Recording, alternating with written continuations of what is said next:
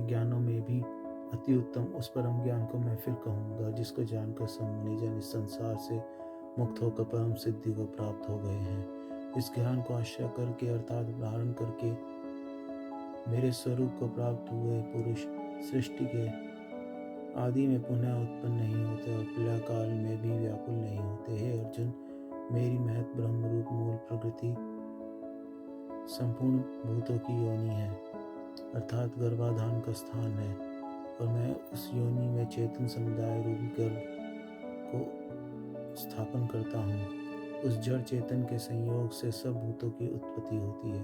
हे अर्जुन, नाना प्रकार की सब योनियों में जितनी मूर्तियाँ अर्थात शरीरधारी प्राणी उत्पन्न होते हैं, प्रकृति तो उन सब की गर्भ धारण करने वाली माता है, और मैं बीज को स्थापन करने वाला पिता हूँ। हे अर्जुन, सत्वगुण, रजोगुण और तमोगुण ये प्रकृति से उत्पन्न तीनों गुण अविनाशी जीवात्मा को शरीर में बांध देते हैं। हे निष्पाप, उन तीनों गुणों में सत्वगुण तो निर्मल होने के कारण प्रकाश करने वाला है और विकार रहित है। वह सुख के संबंध से और ज्ञान के संबंध से अर्थात उसके अभिमान से बांधता है। हे अर्जुन, राग रूप रजोगुण को कामना और आसक्ति से उत्पन्न जान। वह जीवात्मा को कर्मों के और उनके फल के संबंध से बांधता है। हे अर्जुन, सब देहाभिमानियों को मोहित करने वाले तमोगुण को तो अज्ञान से उत्पन्न जान। वह इस जीवात्मा को प्रमाद, आलस्य और निद्रा के द्वारा बांधता है। हे अर्जुन, सत्वगुण सुख में लगाता है और रजोगुण कर्म में, तमोगुण तो ज्ञान को ढककर प्रमाद में लगा देता है। हे अर्जुन, रजोगुण और तमोगुण को दबाकर सत्वगुण और तमोगुण को दबाकर रजोगुण, और वैसे ही सत्वगुण और रजोगुण को दबाकर तमोगुण होता है, अर्थात बढ़ता है। जिस समय इस देह में तथा अंतःकरण और इंद्रियों में चेतनता और विवेक शक्ति उत्पन्न होती है, उस समय ऐसा जानना चाहिए कि सत्वगुण बढ़ा है। हे अर्जुन, रजोगुण के बढ़ने पर लोभ, प्रवृत्ति, स्वार्थ बुद्धि से कर्मों का सकाम भाव से आरंभ, अशांति और विषय भावों की लालसा ये सब उत्पन्न होते हैं। हे अर्जुन, तमोगुण के बढ़ने पर अंतःकरण और इंद्रियों में अप्रकाश, कर्तव्य कर्मों में अप्रवृत्ति और प्रमाद अर्थात व्यर्थ चेष्टा और निद्रादि अंतःकरण की मोहिनी वृत्तियां ये सभी उत्पन्न होते हैं। जब यह मनुष्य सत्वगुण की वृद्धि में मृत्यु को प्राप्त होता है, तब तो उत्तम कर्म करने वालों के निर्मल दिव्य स्वर्ग आदि लोगों को प्राप्त होते हैं। रजोगुण बढ़ने पर मृत्यु को प्राप्त होकर कर्मों की आसक्ति वाले मनुष्य में उत्पन्न होता है, तथा तमोगुण के बढ़ने पर मरा हुआ मनुष्य कीट, पशु आदि योनियों में उत्पन्न होता है। श्रेष्ठ कर्म का तो सात्विक अर्थात सुख और ज्ञान और वैराग्य आदि निर्मल फल कहा है। राजस कर्म का फल दुख एवं तामस कर्म का फल अज्ञान कहा है। सत्वगुण से ज्ञान उत्पन्न होता है और रजोगुण से निसंदेह लोभ, और तमोगुण से प्रमाद और मोह उत्पन्न होता है और अज्ञान भी होता है। सत्वगुण में स्थित पुरुष स्वर्ग आदि उच्च लोकों को जाते हैं। रजोगुण में स्थित राजस पुरुष मध्य में अर्थात मनुष्य लोक में ही रहते हैं। तमोगुण के कार्य रूप निद्रा, प्रमाद और आलस्य आदि में स्थित तामस पुरुष अध्योगति को अर्थात कीट, पशु आदि नीच योनियों को तथा नरक को प्राप्त होते हैं। जिस समय दृष्टा तीनों गुणों के अतिरिक्त अन्य किसी को करता नहीं देखता और तीनों गुणों से अत्यंत परे सच्चिदानंद घन स्वरूप मुझ परमात्मा को तत्व जानता है, उस समय वह मेरे स्वरूप को प्राप्त होता है। यह पुरुष शरीर की उत्पत्ति के कारण रूप इन तीनों गुणों को उल्लंघन करके जन्म, मृत्यु, वृद्धावस्था और सब प्रकार के दुखों से मुक्त हुआ परमानंद को प्राप्त होता है। अर्जुन बोले, इन तीनों गुणों से अतीत पुरुष किन किन लक्षणों से युक्त होता है और किस प्रकार के आचरणों वाला होता है, तथा यह प्रभु मनुष्य किस उपाय से इन तीनों गुणों से अतीत होता है। श्री भगवान बोले, हे अर्जुन, जो पुरुष सत्वगुण के कार्य रूप प्रकाश को और रजोगुण के कार्य रूप प्रवृत्ति को तथा तमो गुण के कार्य रूप मोह को भी ना तो प्रवृत्त होने पर उनसे द्वेष करता और ना निवृत्त होने पर उनकी आकांक्षा करता है, जो साक्षी के दृश्य स्थित हुआ गुणों के द्वारा विचलित नहीं किया जा सकता और गुण ही गुणों में बरतते हैं, ऐसा समझा जाता है। जो सच्चिदानंद घन परमात्मा एक ही भाव से स्थित रहता है एवं उस स्थिति में भी कभी विचलित नहीं होता, एवं उस स्थिति से कभी विचलित नहीं होता, जो निरंतर आत्म भाव में स्थित, दुख सुख को समान समझने वाला, मिट्टी पत्थर और स्वयं में समान भाव वाला, ज्ञानी प्रिय तथा अप्रिय को एक समान मानने वाला, अपनी निंदा स्तुति में भी समान भाव वाला है, जो मान और अपमान में सम है, मित्र और वैरी के पक्ष में भी सम है, जो संपूर्ण आरंभों में कर्तापन के अभिमान से रहित है, वह पुरुष गुणातीत कहा जाता है। और जो पुरुष अव्यभिचारी भक्ति योग के द्वारा मुझको निरंतर भजता है, वह भी इन तीनों गुणों को भली भांति लांघ कर सच्चिदानंद घन ब्रह्म को प्राप्त होने के योग्य बन जाता है, क्योंकि उस अविनाशी परम ब्रह्म का और अमृत का तथा नित्य धर्म का और अखंड एक रस आनंद का आश्रय मैं हूँ। श्री भगवान बोले, आदि पुरुष परमेश्वर रूप मूल वाले और ब्रह्म रूप मुख्य शाखा वाले, जिस संसार रूप पीपल के वृक्ष को अविनाशी कहते हैं तथा वेद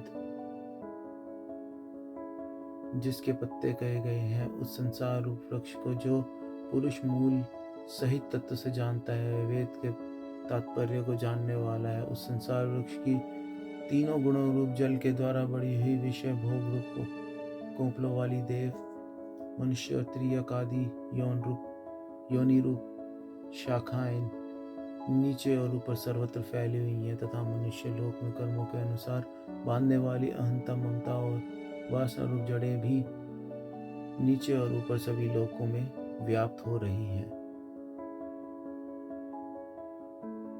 इस संसार वृक्ष का स्वरूप जैसा कहा है यहाँ और विचार का फिर से पढ़ता हूँ। इस संसार वृक्ष का स्वरूप जैसा कहा है वैसा यहाँ विचार काल में नहीं पाया जाता, क्योंकि ना तो इसका आदि है और ना अंत है, तथा ना इसकी अच्छी प्रकार से स्थिति है।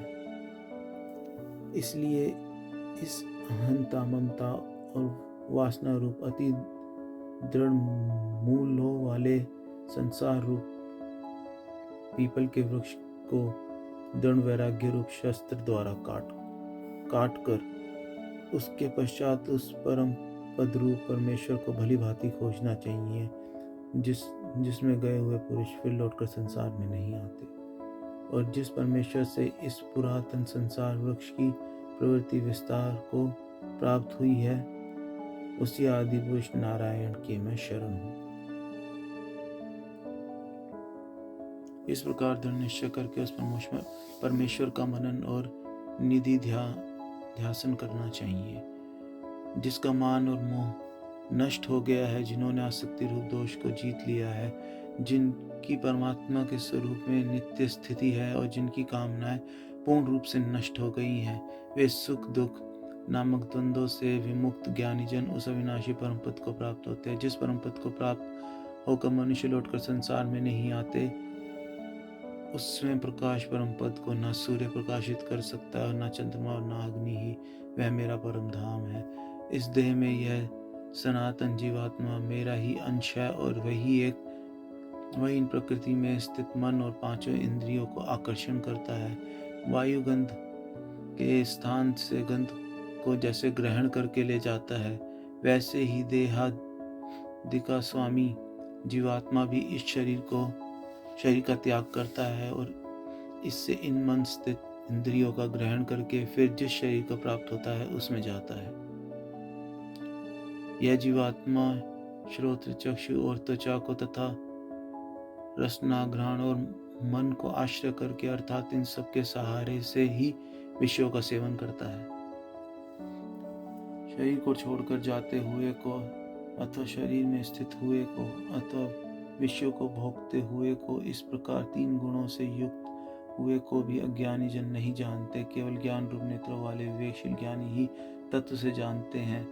यत्न करने वाले योगी जन भी अपने हृदय में स्थित इस आत्मा को तत्व से जानते हैं, किंतु जिन्होंने अपने अंतःकरण को शुद्ध नहीं किया है, ऐसे अज्ञानी जन तो यत्न करते रहने पर भी इस आत्मा को नहीं जानते। सूर्य में स्थित जो तेज संपूर्ण जगत को प्रकाशित करता है तथा जो तेज चंद्रमा में है और जो अग्नि में है, उसको तू मेरा ही तेज जान। और मैं ही पृथ्वी में प्रवेश करके अपनी शक्ति से सब भूतों को धारण करता हूँ और रस स्वरूप अर्थात अमृत में चंद्रमा होकर संपूर्ण औषधियों को अर्थात वनस्पतियों को पुष्ट करता हूँ। मैं ही सब प्राणियों के शरीर में स्थित रहने वाला प्राण और अपान से संयुक्त वैश्वानर अग्नि रूप होकर 4 प्रकार के अन्न को पचाता हूँ। मैं ही सब प्राणियों के हृदय में अंतर्यामी रूप से स्थित हूँ तथा मुझसे स्मृति, ज्ञान और अपोहन होता है और सब वेदों द्वारा मैं ही जानने के योग्य हूँ तथा वेदांत का कर्ता और वेदों का जानने वाला भी मैं ही हूँ। इस संसार में नाशवान और अविनाशी भी ये 2 प्रकार के पुरुष हैं। इनमें संपूर्ण भूत प्राणियों के शरीर तो नाशवान है और जीवात्मा अविनाशी कहा जाता है। इन दोनों से उत्तम पुरुष तो अन्य ही है, जो तीनों लोकों में प्रवेश करके सबका धारण पोषण करता है एवं अविनाशी परमेश्वर और परमात्मा इस प्रकार कहा गया है।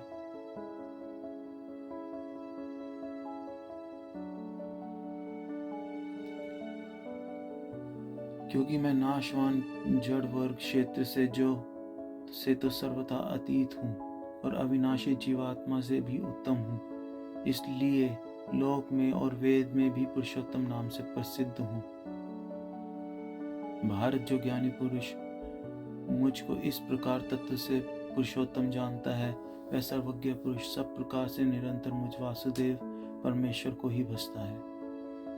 हे निष्पाप अर्जुन, इस प्रकार यह अति रहस्य युग गोपनीय शास्त्र मेरे द्वारा कहा गया, इसको तत्व से जानकर मनुष्य ज्ञानवान और कृतार्थ हो जाता है। श्री भगवान बोले, भय का सर्वथा अभाव, अंतःकरण की पूर्ण निर्मलता, तत्व ज्ञान के लिए ध्यान योग में निरंतर दृढ़ स्थिति और सात्विक दान, इंद्रियों का दमन, भगवान देवता और गुरुजनों की पूजा तथा अग्निहोत्र आदि उत्तम कर्मों का चरण एवं वेद शास्त्रों का पठन पाठन तथा भगवान के नाम और गुणों का कीर्तन, स्वधर्म पालन के लिए कष्ट सहन और शरीर तथा इंद्रियों के सहित अंतःकरण की सरलता, मन, वाणी और शरीर से किसी प्रकार भी किसी को कष्ट न देना, यथार्थ और प्रिय भाषण, अपना अपकार करने वालों पर भी क्रोध का ना होना, कर्मों में कर्तापन के अभिमान का त्याग, अंतःकरण की उपरति अर्थात चित्त की चंचलता अभाव, किसी की भी निंदादीन ना करना, सब भूत प्राणियों में हेतु रहित दया, इंद्रियों का विषयों के साथ संयोग होने पर भी उनमें आसक्ति का ना होना, कोमलता, लोक और शास्त्र से विरुद्ध आचरण में लज्जा और व्यर्थ चेष्टाओं का अभाव, तेज, क्षमा, धैर्य, बाहर की शुद्धि एवं किसी में भी शत्रु भाव का ना होना और अपने में पूज्यता के अभिमान का अभाव, ये सब तो हैं अर्जुन दैवी संपदा को लेकर उत्पन्न हुए पुरुष के लक्षण। हे पार्थ, दम, घमंड और अभिमान तथा क्रोध, कठोरता और अज्ञान भी ये सब आसुरी संपदा को लेकर उत्पन्न हुए पुरुष के लक्षण हैं। दैवी संपदा मुक्ति के लिए आसुरी संपदा बांधने के लिए मानी गई है। इसलिए अर्जुन, तू शौक मत कर, क्योंकि तू दैवी संपदा को लेकर उत्पन्न हुआ है। हे अर्जुन, इस लोक में भूतों की सृष्टि यानी मनुष्य समुदाय दो ही प्रकार का है, एक तो दैवी प्रकृति वाला और दूसरी आसुरी प्रकृति वाला। इनमें से दैवी प्रकृति वाला तो विस्तार पूर्वक कहा गया, अब तू आसुरी प्रकृति वाले मनुष्य समुदाय को भी विस्तार पूर्वक मुझसे सुन। आसुर स्वभाव वाले मनुष्य प्रवृत्ति और निवृत्ति इन दोनों को नहीं जानते, इसलिए उनमें ना तो बाहर भीतर की शुद्धि है, ना श्रेष्ठ आचरण और सत्य भाषण है। वे आसुरी प्रकृति वाले मनुष्य कहा करते हैं कि जगत आश्रय रहित, सर्वथा असत्य और बिना ईश्वर के अपने आप केवल स्त्री पुरुष के संयोग से उत्पन्न हुए हैं, अतः केवल काम ही इसका कारण है और इसके सिवा और क्या है। इस मिथ्या ज्ञान को अवलंबन करके जिनका स्वभाव नष्ट हो गया है तथा जिनकी बुद्धि मंद है, वे सब का अपकार करने वाले क्रूर कर्मी मनुष्य केवल जगत के नाश के लिए समर्थ होते हैं। वे दंभ, मान और मद से युक्त मनुष्य किसी प्रकार भी पूर्ण न होने वाली कामनाओं का आश्रय लेकर अज्ञान से मिथ्या सिद्धांतों को ग्रहण करके और भ्रष्ट आचरणों को धारण करके संसार में विचरते हैं तथा वे मृत्यु पर्यंत रहने वाली असंख्य चिंताओं का आश्रय लेने वाले, विषय भोगों के भोगने में तत्पर रहने वाले और इतना ही सुख है इस प्रकार के मानने वाले होते हैं। वे आशा की सैकड़ों फांसियों से बंधे हुए मनुष्य काम क्रोध के परायण होकर विषय भोगों के लिए अन्यायपूर्वक धनादि पदार्थों का संग्रह करने की चेष्टा करते हैं। वे सोचा करते हैं कि मैंने आज यह प्राप्त कर लिया है और अब इस मनोरथ को प्राप्त कर लूंगा, मेरे पास इतना धन है और फिर भी यह हो जाएगा। वह शत्रु मेरे द्वारा मारा गया और उन दूसरे शत्रुओं को भी मैं मार डालूंगा। मैं ईश्वर हूँ, ऐश्वर्य को भोगने वाला हूँ, मैं सब सिद्धियों से युक्त हूँ और बलवान तथा सुखी हूँ। मैं बड़ा धनी, बड़े कुटुंब वाला हूँ, मेरे समान दूसरा कौन है। मैं यज्ञ करूँगा, दान करूँगा और आमोद प्रमोद करूँगा। इस प्रकार अज्ञान से मोहित रहने वाले तथा अनेक प्रकार से भ्रमित चित्त वाले मोहरूप जाल से समावृत और विषय भोगों में अत्यंत आसक्त असुर लोग महान अपवित्र नरक में गिरते हैं।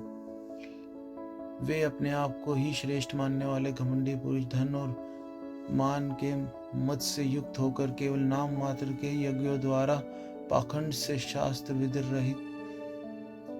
रहित यजन करते हैं। वे अहंकार, बल, घमंड, कामना और क्रोधादि के परायण और दूसरों की निंदा करने वाले पुरुष अपने और दूसरों के शरीर में स्थित इस अंतर्यामी से द्वेष करने वाले होते हैं। उन द्वेष करने वाले पापाचारी और क्रूर कर्मी नराधमों को मैं संसार में बार बार आसुरी योनियों में ही डालता हूँ। हे अर्जुन, वे मूल मुझको ना प्राप्त होकर ही जन्म जन्म में आसुरी योनि को प्राप्त होते हैं, फिर उससे भी अति नीच गति को प्राप्त होते हैं, अर्थात घोर नरकों में पड़ते हैं। काम, क्रोध तथा लोभ, ये तीन प्रकार के नरक के द्वार आत्मा का नाश करने वाले अर्थात उसको अधोगति में ले जाने वाले हैं। अतः इन तीनों को त्याग देना चाहिए। हे अर्जुन, इन तीनों नरक के द्वारों से मुक्त पुरुष अपने कल्याण का आचरण करता है, इससे वह परम गति को प्राप्त होता है, अर्थात मुझको प्राप्त होता है। जो पुरुष शास्त्र विधि को त्याग कर अपनी इच्छा से मनमाना आचरण करता है, वह न सिद्धि को प्राप्त होता है और न परम गति को, न ही सुख को। इसलिए तेरे लिए इस कर्तव्य और अकर्तव्य की व्यवस्था में शास्त्र ही प्रमाण है। ऐसा जानकर तू शास्त्र विधि से नियत कर्म ही करने योग्य है। अर्जुन बोले, हे कृष्ण, जो मनुष्य शास्त्र विधि को त्याग कर श्रद्धा से युक्त हुए देवादि का पूजन करते हैं, उनकी स्थिति फिर कौन सी है, सात्विकी या राजसी कि तामसी? श्री भगवान बोले, मनुष्य की वह शास्त्रीय संस्कारों से रहित केवल स्वभाव से उत्पन्न श्रद्धा सात्विकी और राजसी तथा तामसी, ऐसे तीनों प्रकार की ही होती है। उसको तू मुझसे सुन। हे भरत, सभी मनुष्यों की श्रद्धा उनके अंतःकरण के अनुरूप होती है। यह पुरुष श्रद्धा में है, इसलिए जो पुरुष ऐसी जैसी श्रद्धा वाला है वह स्वयं भी वैसा ही है। सात्विक पुरुष देवों को पूजते हैं, राजस पुरुष यक्ष को और राक्षसों को, तथा अन्य तो तामस मनुष्य हैं, वे प्रेत और भूतगणों को ही पूजते हैं।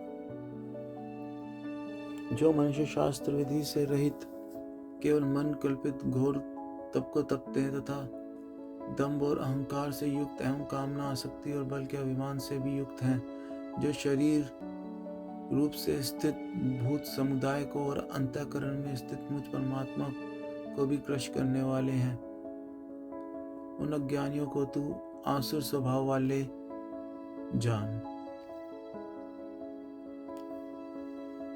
भोजन भी सबको अपनी अपनी प्रकृति के अनुसार 3 प्रकार का प्रिय होता है, और वैसे ही यज्ञ, तप और दान भी 3-3 प्रकार के होते हैं। उनके इस पृथक पृथक भेदों को तुम मुझसे सुन। आयु, बुद्धि, बल, आरोग्य, सुख और प्रीति को बढ़ाने वाले, रस युक्त, चिकने और स्थिर रहने वाले तथा स्वभाव से ही मन को प्रिय ऐसे आहार अर्थात भोजन करने के पदार्थ सात्विक पुरुषों को प्रिय होते हैं। कड़वे, खट्टे, लवण युक्त, बहुत गर्म, तीखे, रूखे, दाहकारक और दुख, चिंता तथा रोगों को उत्पन्न करने वाले आहार अर्थात भोजन करने के पदार्थ राजस पुरुष को प्रिय होते हैं। जो भोजन अधपका, रस रहित, दुर्गंध युक्त, बासी और उच्छिष्ट है तथा जो अपवित्र भी है, वह भोजन तापस पुरुष को प्रिय होता है। जो शास्त्र विधि से नियत यज्ञ करना ही कर्तव्य है, इस प्रकार मन को समाधान करके फल न चाहने वाले पुरुषों द्वारा किया जाता है, वह सात्विक है।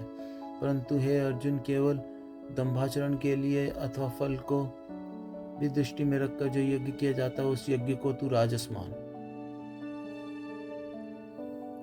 शास्त्र विधि से हीन, अन्नदान से रहित, बिना मंत्रों के, बिना दक्षिणा के और बिना श्रद्धा के किए जाने वाले यज्ञ को तामस यज्ञ कहते हैं। देवता, ब्राह्मण, गुरु और ज्ञानी जनों का पूजन, पवित्रता, सरलता, ब्रह्मचर्य और अहिंसा, यह शरीर संबंधी तप कहा जाता है। जो उद्वेग न करने वाला, प्रिय और हितकारक एवं यथार्थ भाषण है तथा जो वेद शास्त्रों के पठन का एवं परमेश्वर के नाम जप का अभ्यास है, वही वाणी संबंधी तप कहा जाता है। मन की प्रसन्नता, शांत भाव, भगवत चिंतन करने का स्वभाव, मन का निग्रह और अंतःकरण के भावों की भलीभांति पवित्रता, इस प्रकार यह मन संबंधित तप कहा जाता है।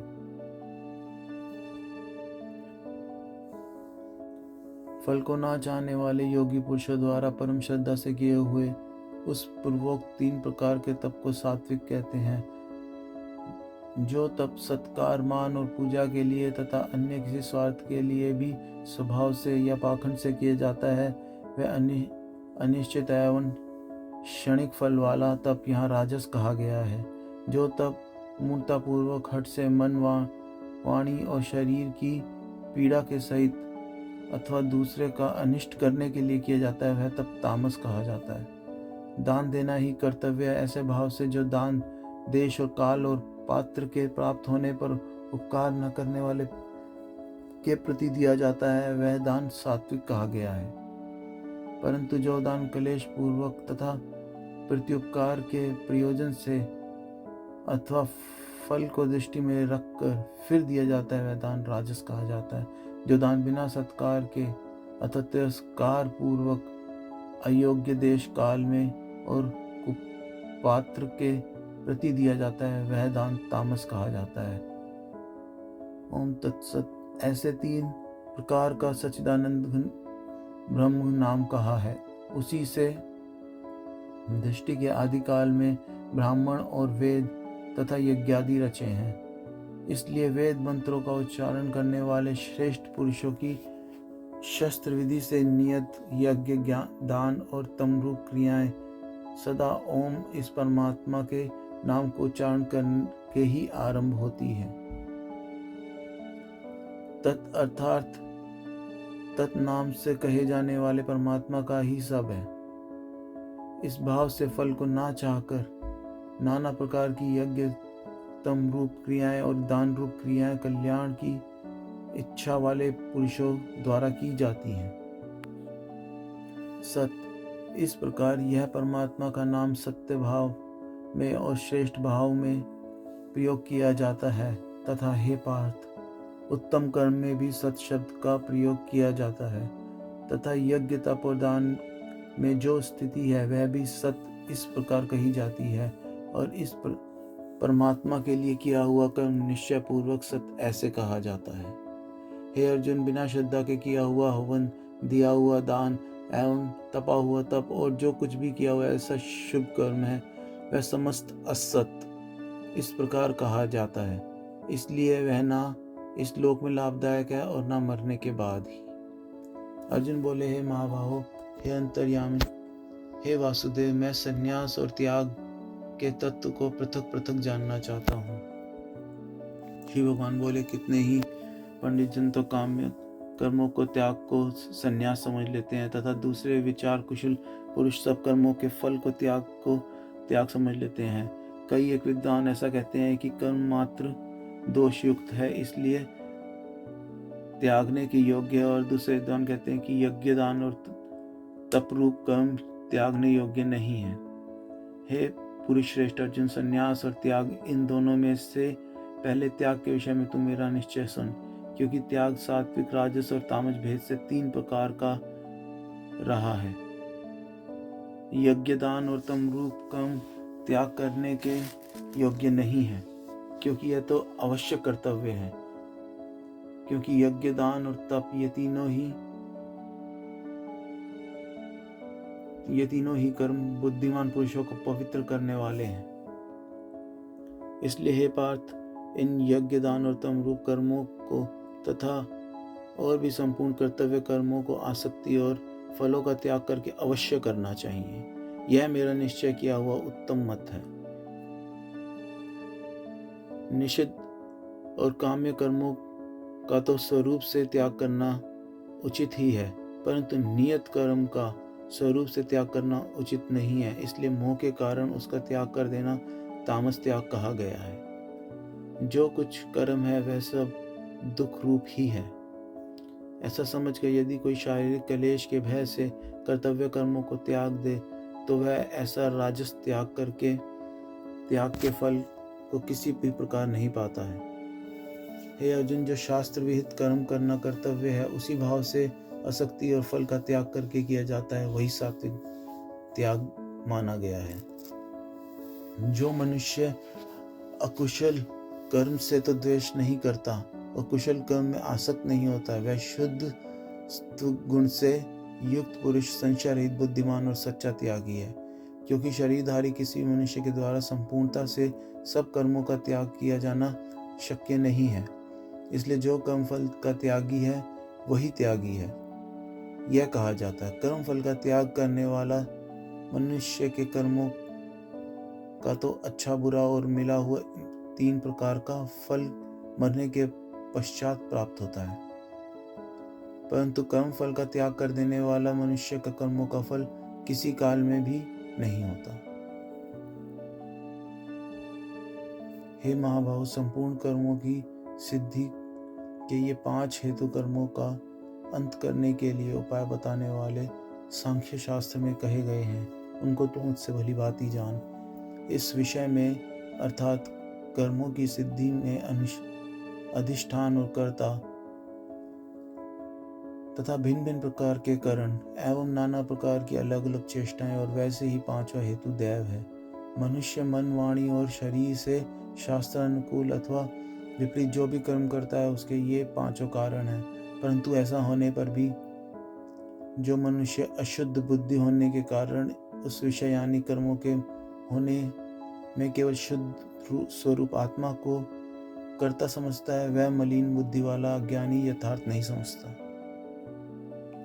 जिस पुरुष के अंतःकरण में करता हूँ ऐसा भाव नहीं है तथा जिसकी बुद्धि सांसारिक पदार्थों में और कर्मों में लिपायमान नहीं होती, वह पुरुष इन सब लोकों को मारकर भी वास्तव में ना तो मरता है और ना पाप से बंधता है।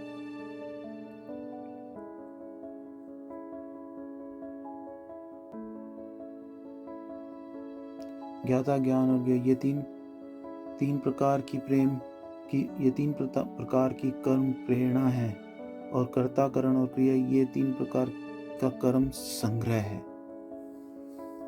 गुणों की संख्या करने वाले शास्त्र में ज्ञान और कर्म तथा कर्ता गुणों के भेद से 3 प्रकार के ही कहे गए हैं। इनको भी तुम मुझसे भली भांति सुन। जिस ज्ञान से मनुष्य पृथक पृथक सब भूतों में एक अविनाशी परमात्म भाव को विभाग रहित संभाव से स्थित देखता है, उस ज्ञान को तू सात्विक जान। किंतु जो ज्ञान अर्थात जिस ज्ञान के द्वारा मनुष्य संपूर्ण भूतों में भिन्न भिन्न प्रकार के नाना भावों को अलग अलग जानता है, उस ज्ञान को तू राजस मान। परंतु जो ज्ञान एक कार्य रूप शरीर में ही संपूर्ण के दृश्य आसक्त है, जो बिना युक्ति वाला, तात्विक अर्थ से रहित और तुच्छ है, वह तामस कहा गया है। जो कर्म शास्त्र विधि से नियत किया हुआ है और कर्तापन के अभिमान से रहित हो तथा फल ना चाहने वाले पुरुष द्वारा बिना राग द्वेष के किया गया हो, वह सात्विक कहा जाता है। परंतु जो कर्म बहुत परिश्रम से युक्त होता है तथा भोगों को चाहने वाला पुरुष द्वारा, अहंकार युक्त पुरुष द्वारा किया जाता है, वह कर्म राजस कहा जाता है। जो कर्म परिणाम, हानि, हिंसा और सामर्थ्य को ना विचार कर केवल अज्ञान से आरंभ किया जाता है, उसे तामस कहा जाता है। जो कर्ता संग रहित, अहंकार के वचन ना बोलने वाला, धैर्य और उत्साह से युक्त तथा कार्य के सिद्ध होने और ना होने में हर्ष, शोक आदि विकारों से रहित है, वह सात्विक कहा जाता है। जो कर्ता आसक्ति से युक्त, कर्मों के फल को चाहने वाला और लोभी है तथा दूसरों को कष्ट देने के स्वभाव वाला, अशुचारी और हर्ष शोक से लिप्त है, वह राजस कहा जाता है। जो कर्ता युक्त, शिक्षा से रहित, घमंडी, धूर्त और दूसरों की जीव का नाश करने वाला तथा शोक करने वाला और आलसी और दीर्घ सूत्री है, वह तामस कहा जाता है। हे धनंजय, अब तो बुद्धि का और धृति का भी गुणों के अनुसार 3 प्रकार के भेद मेरे द्वारा संपूर्णता से विभाग पूर्वक कहा जाने वाला सुन।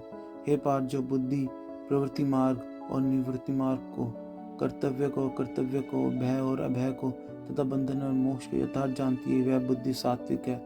हे पार्थ, मनुष्य उस बुद्धि द्वारा धर्म और अधर्म को तथा कर्तव्य और कर्तव्य को तथा यथार्थ नहीं जानता है, वह बुद्धि राजसी है।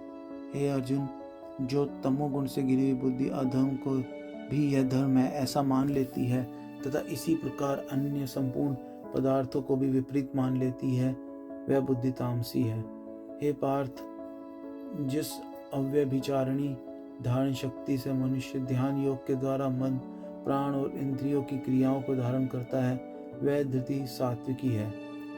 परंतु हे प्रथापुत्र अर्जुन, फल की इच्छा वाला मनुष्य जिस धारण शक्ति के द्वारा अत्यंत आसक्ति से धर्म, अर्थ और कामों को धारण करता है, वह धारण शक्ति राजसी है।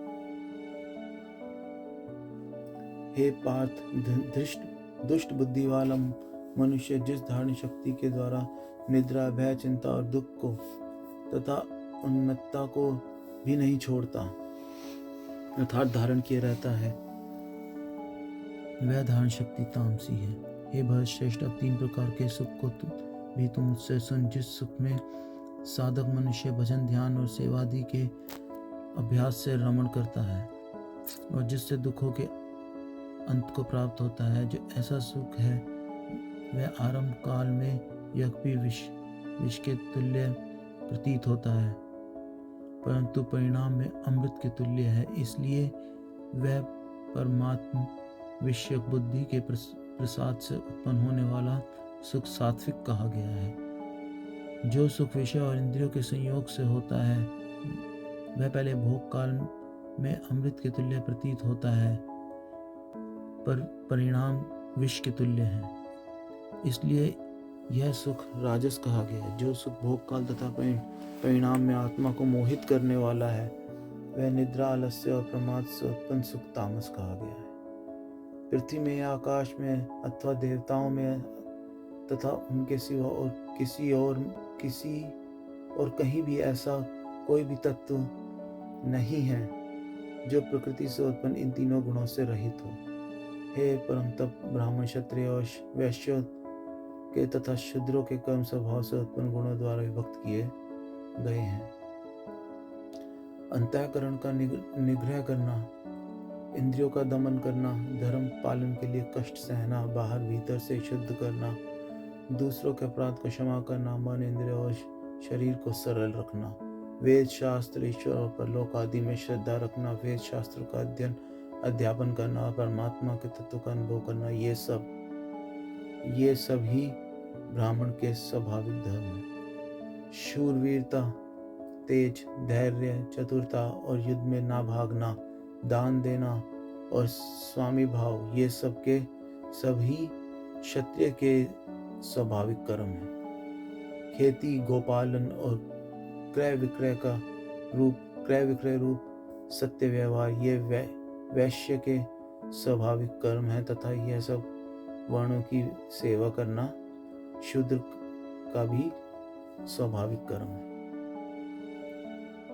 अपने अपने स्वाभाविक कर्मों में तत्परता से लगा हुआ मनुष्य भगवत प्राप्ति, परम सिद्धि को प्राप्त हो जाता है। अपने स्वाभाविक कर्म में लगा हुआ मनुष्य जिस प्रकार से कर्म करके परम सिद्धि को प्राप्त होता है, उस विधि को तू सुन। जिस परमेश्वर से संपूर्ण प्राणियों की उत्पत्ति हुई है और जिसमें यह समस्त जगत व्याप्त है, उस परमेश्वर की अपने स्वाभाविक कर्मों द्वारा पूजा करके मनुष्य परम सिद्धि को प्राप्त हो जाता है। अच्छी प्रकार आचरण किए हुए दूसरे के धर्म से गुण रहित भी अपना धर्म श्रेष्ठ है, क्योंकि स्वभाव से नियत किए हुए स्वधर्म रूप कर्म को करता हुआ मनुष्य पाप को प्राप्त नहीं होता। अतएव हे कुंती पुत्र, दोष युक्त होने पर भी सहज कर्म को नहीं त्यागना चाहिए, क्योंकि धुएं से अग्नि की भांति सभी कर्म किसी न किसी दोष से युक्त है। सर्वत्र आसक्ति रहित बुद्धि वाला, सप्रहार रहित और जीते हुए अंतःकरण वाला पुरुष सांख्य योग के द्वारा उस परम नैष्कर्म्य सिद्धि को प्राप्त हो जाता है, जो कि ज्ञान योग की परानिष्ठा है। उस नैष्कर्म्य सिद्धि को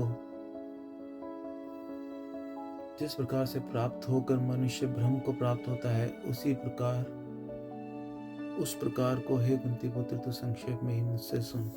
विशुद्ध बुद्धि युक्त तथा हल्का, सात्विक और नियमित भोजन करने वाला,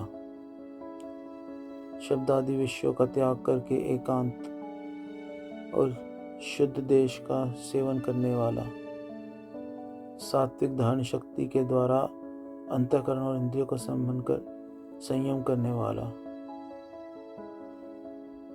मन, वाणी और शरीर को वश में कर लेने वाला, राग द्वेष को सर्वथा नष्ट करके भली भांति दृढ़ वैराग्य आश्रम लेने वाला तथा अहंकार, बल, घमंड, काम, क्रोध और परिग्रह का त्याग करके निरंतर ध्यान योग के परायण रहने वाला, ममता रहित और शांति युक्त पुरुष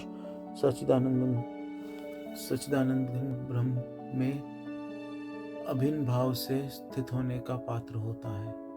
फिर वह सच्चिदानंद घन ब्रह्म में एक ही भाव से स्थित मन वाला योगी ना तो किसी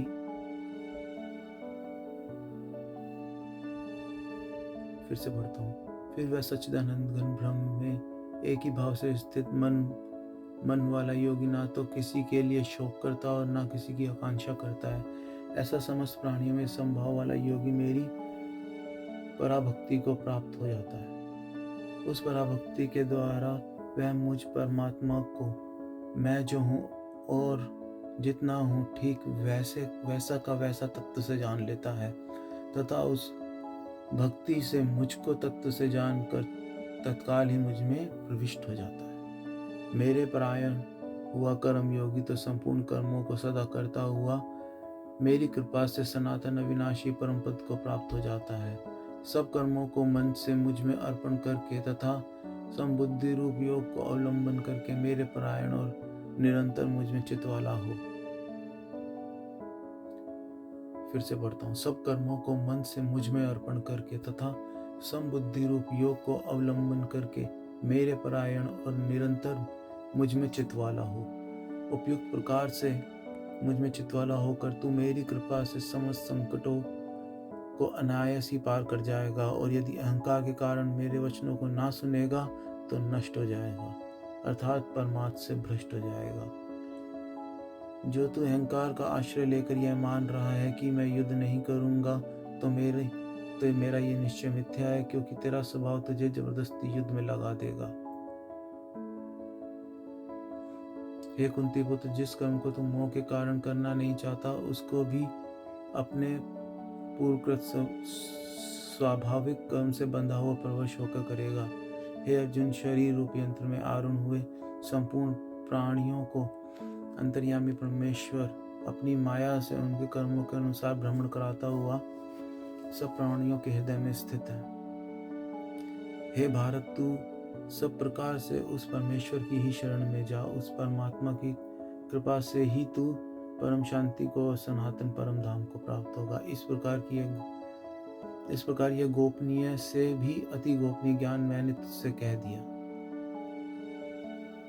अब तू इस रहस्य युक्त ज्ञान को पूर्णतः भली भांति विचार कर जैसा चाहता है वैसे कर। संपूर्ण गोपनीयों से अति गोपनीय मेरे परम रहस्य युक्त वचन को तू फिर भी सुन। तू मेरा अतिशय प्रिय है, इससे यह परम हितकारक वचन मैं तुझसे कहूँगा। हे अर्जुन, तू मुझ में मनवाला हो, मेरा भक्त बन, मेरा पूजन करने वाला हो और मुझको प्रणाम कर। ऐसा करने से तू मुझे ही प्राप्त होगा।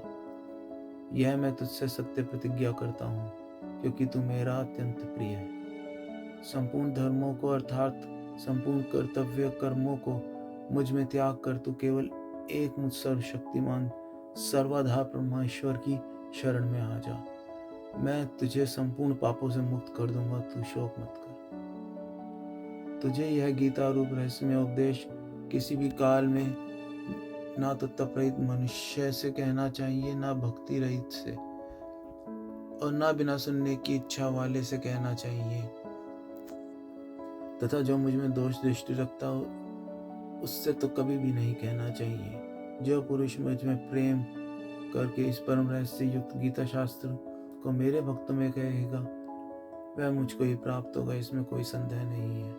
उससे बढ़कर मेरा प्रिय कार्य करने वाला मनुष्य में कोई नहीं है, तथा पृथ्वी भर में उससे बढ़कर मेरा प्रिय दूसरा कोई भविष्य में होगा भी नहीं। जो पुरुष इस धर्म में हम दोनों के संवाद रूप गीता शास्त्र को पढ़ेगा, उसके द्वारा भी मैं ज्ञान यज्ञ से पूजित होऊंगा, ऐसा मेरा मत है। जो मनुष्य श्रद्धा युक्त और दोष दृष्टि से रहित होकर इस गीता शास्त्र का श्रवण भी करेगा, वह भी पापों से मुक्त होकर उत्तम कर्म करने वालों के श्रेष्ठ लोकों को प्राप्त होगा।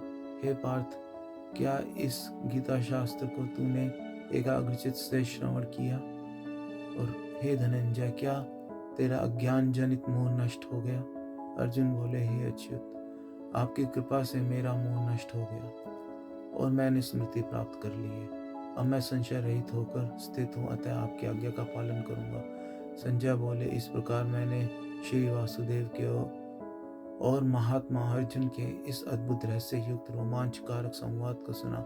श्री व्यास जी की कृपा से दिव्य दृष्टि पाकर मैंने इस परम गोपनीय योग को अर्जुन के प्रति कहते हुए स्वयं योगेश्वर भगवान श्री कृष्ण से प्रत्यक्ष सुना है।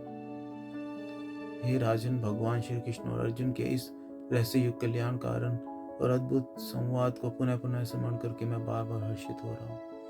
हे राजन, श्री हरि के इस अत्यंत विलक्षण रूप को भी मैं पुनः पुनः स्मरण करके मेरे चित्त में महान आश्चर्य होता है और मैं बार बार हर्षित हो रहा हूँ। हे राजन, जहाँ योगेश्वर भगवान श्री कृष्ण है और जहाँ गांडीधारी धनुषधारी अर्जुन है, वहीं पर श्री विजय विभूति अचल नीति है, ऐसा मेरा मत है।